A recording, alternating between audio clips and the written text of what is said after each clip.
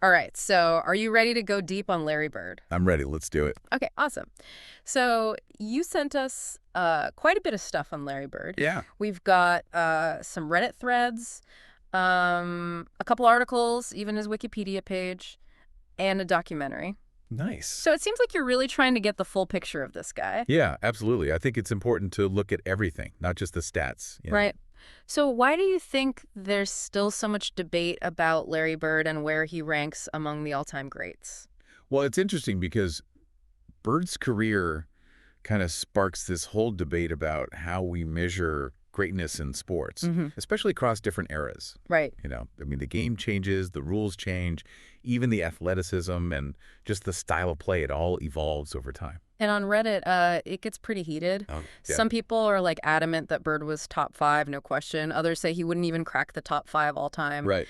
And there's even a comment claiming that his legacy is inflated because he was a white player dominating a predominantly black league. What do you think about that?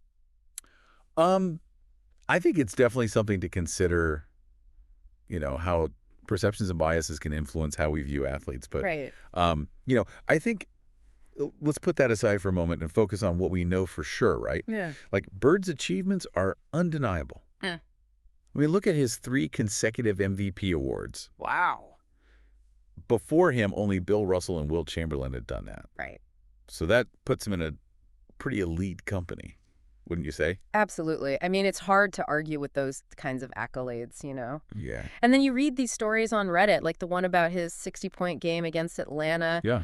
Even the Hawks bench was just stunned. They were watching him hit these crazy shots like it was nothing. It's amazing. It really shows that competitive fire that Bird had, Right. It wasn't just about talent. It was about this drive to win, this almost superhuman drive. Yeah. His intensity pushed everyone around him, teammates, opponents. It's like he raised the level of play for the entire league. And we can't forget the trash talking, right? Oh, of course not.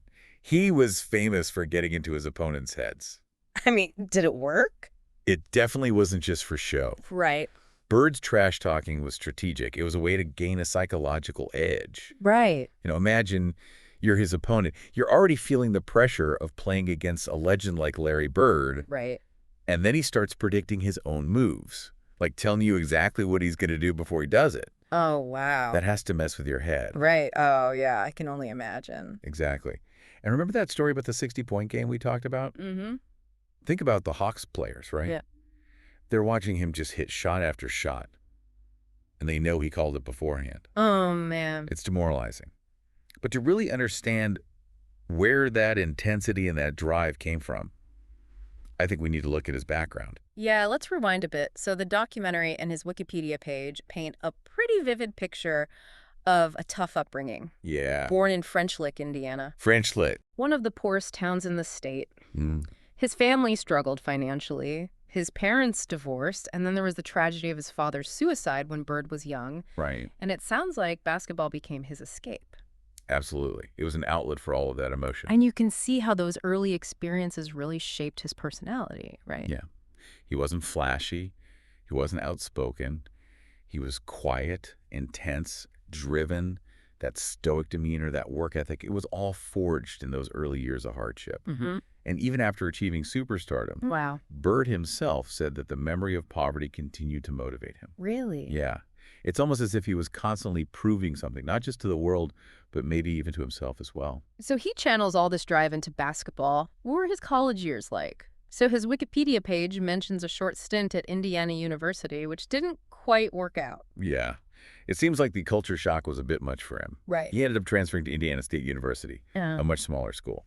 And that's where he really blossomed. He found a coach who believed in him, and he led the team all the way to the NCAA Championship game. And that's where he faced off against Magic Johnson for the first time, right? That's right. Michigan State versus Indiana State. What a matchup. I know, right?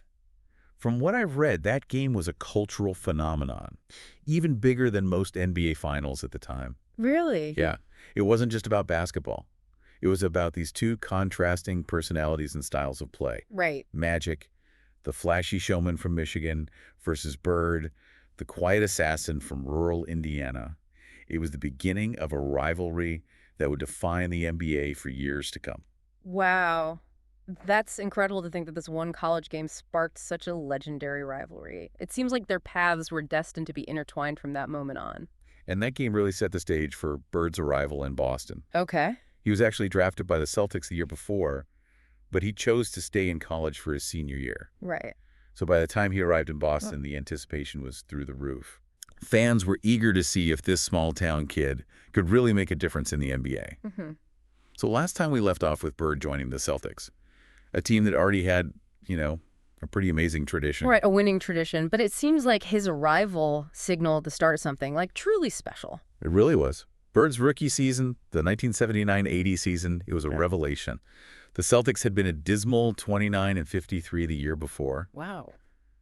With Bird, they went 61-21. It was the biggest single-season turnaround in NBA history at that point. It wasn't just the wins, though, was it? I mean, Bird brought this, energy and excitement to the game. Absolutely. He was charismatic, a natural scorer, and this was before social media, before the internet even. So his impact went, way beyond basketball. He was like a cultural phenomenon. He really was. And think about the context here.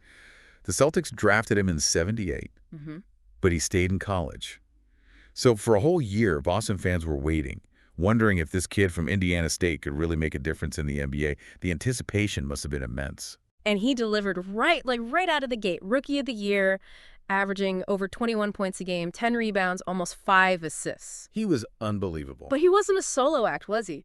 The Celtics built a powerhouse team around him. Right. In 1980, they drafted Kevin McHale, and then in 81, they traded for Robert Parrish. So those three guys, Bird, McHale, and Parrish, became the legendary Big Three front court. I mean, their styles were so complementary. Absolutely. McHale with his, graceful moves around the basket, Parrish as the defensive anchor, and then Bird orchestrating everything. It was beautiful to watch. From the sources you've read, what was it like for those guys to play together? Was it just pure talent, or was there something more, some intangible quality that made them click? It seems like it was a perfect blend of talent, chemistry, and just a shared drive to win. Right. They played with this selflessness that's rare to see.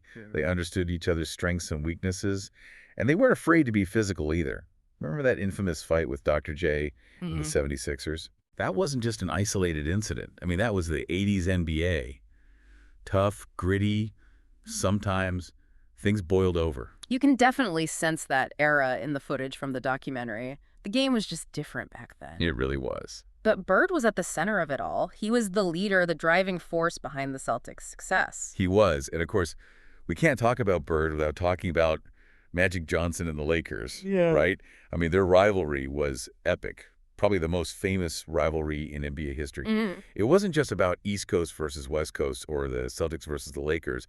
It was about these two iconic figures, their contrasting styles, their personalities. It was more than basketball. It was almost like a cultural clash, wasn't it? The blue-collar, hardworking Celtics against the Hollywood glamour of the Lakers. Exactly. And that rivalry pushed both of them to be better. They hated to lose to each other, but there was a deep respect there, too. I remember reading a quote from Magic at Bird's retirement party. He said, "Larry, you only told me one lie.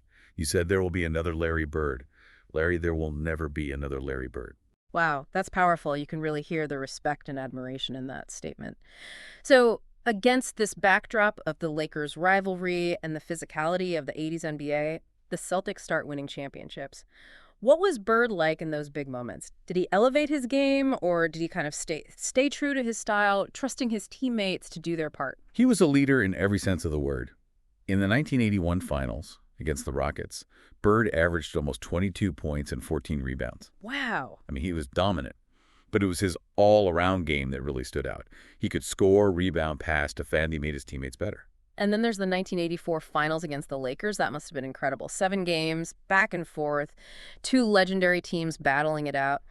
Did the sources you read capture the intensity of that series? They did. That series had everything. Drama, individual performances, and, of course, the weight of that rivalry. Right. The Celtics won in 7 games, and Bird was named Finals MVP. It was his moment, his chance to prove he is the best player in the world. Right. And he delivered. So the Celtics win it all in 81 and 84. But they weren't done, were they? The 80s were truly their decade. Absolutely. In 1986, they had one of the best seasons in NBA history, winning 67 games. They swept the Chicago Bulls in the first round of the playoffs. A young Michael Jordan, mind you. A young Michael Jordan. It almost feels like a symbolic passing of the torch moment. It does, doesn't it? Although Jordan would get his revenge later on. Oh, yeah, he did. But in that moment, the Celtics were still the Kings. Yeah. They went on to beat the Rockets again in the finals, and Bird won his second Finals MVP award. So 3 championships in the 80s, a dominant regular season record, and a rivalry for the ages. It's easy to see why people still debate Bird's place among the all-time greats. Right. But even beyond the team success, his individual achievements are remarkable. 3 consecutive MVP awards from 84 to 86, a feat only matched by Bill Russell and Wilt Chamberlain. Incredible. He was a 12-time All-Star, 9 times All-NBA first team. He even won 3 straight three-point contests from 86 to 88. And those contests weren't just about shooting. They were about showmanship and personality. Right. Like he was a showman in his own way. Yeah. Remember that story about Bird walking into the locker room before the 86 contest and asking who's coming in second? Oh, yeah. Classic Larry Bird. But those are just stats and awards. What really makes him stand out, I think, are the stories, the anecdotes, the things that reveal his personality, his humor, his competitive spirit. Absolutely. There's that famous story about the game against the Portland Trail Blazers. Yeah. Clyde Drexler, fantastic player in his own right, Right. was guarding Bird. And as Bird is dribbling the ball, he just casually says to Drexler, "I'm going to shoot over you right here." No way. He actually told him what he was going to do. He did. And then, without hesitation, Bird rises up and drains the jumper right over Drexler. As he's running back down the court, he turns to Drexler and says, "I told you so." That's just amazing. The confidence, the audacity to call your shot like that and then back it up. That's what makes him so captivating. It wasn't just about being cocky, though. It was a way to get into his opponents' heads, to disrupt their focus.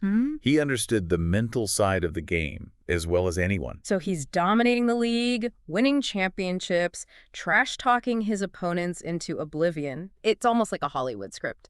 But there's another side to the story, right? Yeah. The injuries, the physical toll of playing his style of basketball. You're right. By the late 80s, Bird's body was starting to break down. Years of intense play had just taken their toll. Right. Back problems, foot problems. It must have been incredibly frustrating for him. So we left off with Bird, at the top of his game. Right. But facing those mounting injuries. You mentioned the back problems, the foot issues.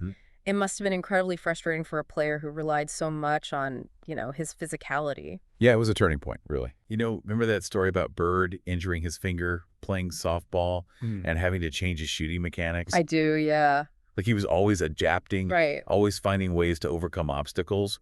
But these later injuries, these were different. Right. They were chronic, debilitating, the kind that wear you down over time. And he missed a significant chunk of the 1988-89 season. Yeah. Because of bone spurs in both heels. Oof. And then there was that scary moment in the 91 playoffs, right? Oh, yeah. When he dove for a loose ball and crashed into the scorer's table. I remember that. That image is seared in my memory. You could see the pain on his face, the realization that something was seriously wrong. Yeah. He left the game and didn't return. Right. It felt symbolic. Yeah. Like maybe a Larry legend wasn't invincible. So he tried to come back the next season. Yeah. But it was clear his body was failing him. It was tough to watch. He retired in August of 92, ending one of the most storied careers in NBA history. It was the end of an era. What was the reaction like? Was it a sense of relief that he was finally putting his health first? Or was there this feeling that he was leaving too soon? It was a mix of both, I think. Sadness, of course, to see such a fierce competitor walk away. Right. But also a sense of awe at what he had accomplished, despite the pain and the setbacks. It's interesting that you bring that up. Yeah. Because Bird's legacy seems to go beyond just his playing days. It does. He coached the Indiana Pacers. Yeah. Even led them to the finals in 2000. And then he was their president of basketball operations, winning Executive of the Year in 2012. His basketball mind was just as sharp off the court as it was on it. So whether it was coaching or evaluating talent, he had this incredible ability to see the game a few steps ahead. And he wasn't afraid to go against conventional wisdom. He was always looking for an edge, just like he did as a player. Absolutely. But through it all, he remained, this enigmatic figure. Very private. He never really sought out the spotlight, rarely gave interviews. Yeah. It's like he wanted his actions to speak for themselves. And they did. Bird's story is one of resilience, of overcoming adversity, of proving doubters wrong. Right. He was this small-town kid who became a global icon, a player who changed the way the game was played, a leader who inspired his teammates and awed his opponents. So as we wrap up this deep dive, what's the biggest takeaway for you? What's like the essence of Larry Bird, the thing that makes him so enduringly fascinating? I think it's the combination of his incredible talent and his just unwavering belief in himself. Right. He never let anyone tell him what he couldn't do. He worked hard, he pushed himself, and he achieved greatness on his own terms. That's a powerful lesson, not just for aspiring athletes, but for anyone facing challenges in life. Believe in yourself, work hard, and never give up. And maybe, just maybe, talk a little trash along the way. Little healthy competition never hurts. Right? But remember, you got to back it up with results, just like Larry Legend did. Exactly. And on that note, I think we've reached the end of our deep dive into the world of Larry Bird. Hopefully you've gained, a deeper understanding of this complex and fascinating figure, Yeah, his impact on the game, and what made him such a unique talent. absolutely. And who knows, maybe this deep dive has sparked some new questions, some further explorations you want to pursue. Yeah. That's the beauty of learning. It's a never-ending journey. So until next time, keep exploring, keep learning, and keep the spirit of Larry Legend alive in your own pursuits.